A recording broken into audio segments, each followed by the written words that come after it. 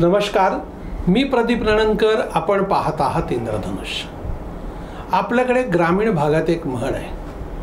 नवीन लग्न झालेल्या जोडप्याला सांगितलं जातं, कारण नव्याचे 9 दिवस असतात आणि मग धुसफूस सुरू होत असते.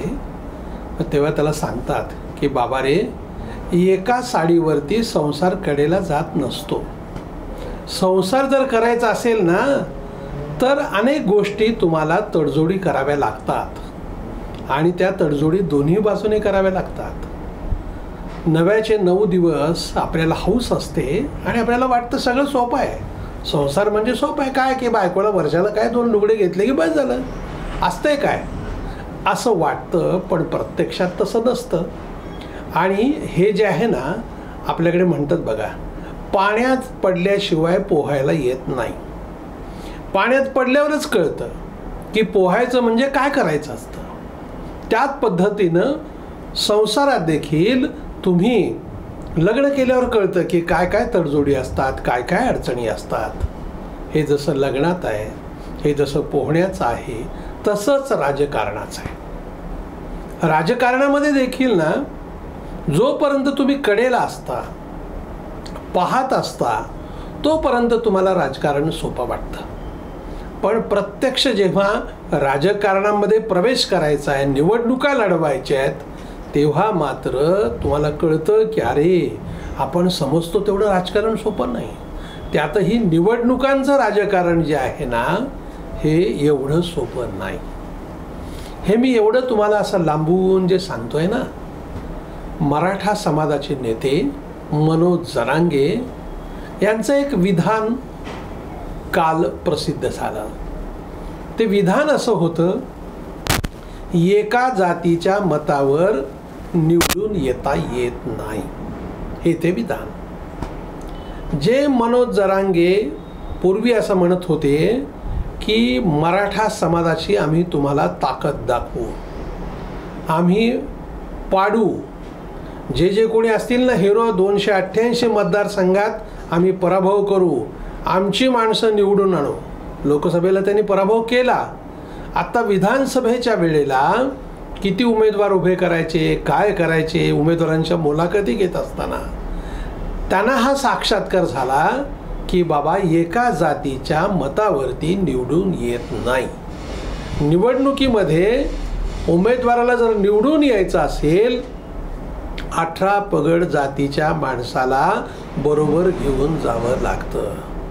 ती मोट बांधावी लागते. आजपर्यंत सगळ्या राजकीय पक्षाची मंडळी हेच करत आलेले आहेत. कोण्या एका जातीवरती निवडणूक लढवणं सोपं आहे, पण निवडून येणं अवघड आहे. आता हे काय आहे, मी जे 2 उदाहरणं दिले ना, की एका साडीवर संसार कडेला जात नाही किंवा पाण्यात पडल्याशिवाय पोहायचं कळत नाही, तसंच राजकारणाचं आहे. मनोज जरांगेंना ठीक आहे, हे चांगलं आहे. त्यांनी निर्णय घेण्यापूर्वी त्यांना हे लक्षात आलंय की एका जातीच्या मतावरती, भले ती प्रभावी जात असली तरी, सरसकट सत्ता ताब्यात यायची असेल तर सगळ्या 18 पगड जातीच्या लोकांना सोबत घेऊन जावं लागतं. सगळ्यांचा विचार करावा लागतो.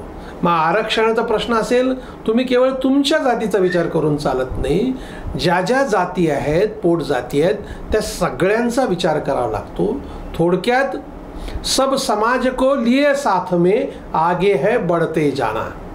तुम्हाला जर पुढे जायचं असेल तर सगळ्या समाजाला सोबत घेऊन जावं लागतं, तरच तो गाडा पुढे जातो. आपल्याला म्हणतात ना, साधं तुम्ही 2 बैल जर जुंपले गाडीला, एक बैल पुढे ओढला तर एका बैलानं काही सगळंच हे होत नाही, दुसऱ्याला रेटत नेतात. दोघांनी पण शक्ती लावा लागते. एका चाकावरती गाडा चालत नसतो. रथाचे दोन्ही चाक फिरते ठेवावे लागतात. चाक अडकला, एक चाक जर अडकला तर रथ पुढे जात नाही. तसंच हा समाजाचा रथ आहे. प्रत्येक बाबतीमध्ये सगळ्यांना बरोबर घेऊन जावं लागतं.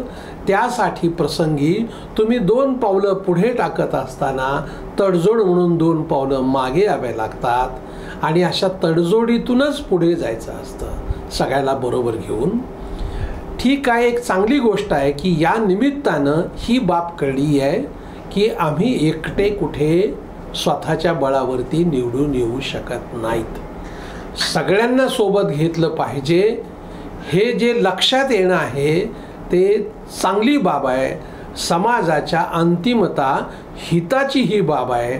निवडणुकीपूर्वी त्यांना हे लक्षात आलं असल्यामुळे आता उमेदवार उभे करताना आपल्याला आपल्या समाजाबरोबर अन्य कुठल्या समाजाची मतं मिळतील याचाही विचार ते करतील. याच पद्धतीनं राजकीय पक्ष विचार करतात, म्हणूनच ते पुढे जातात. अन्यथा मग 2 जागा 5 जागामध्ये समाधान मानण्याची पाळी येते. धन्यवाद.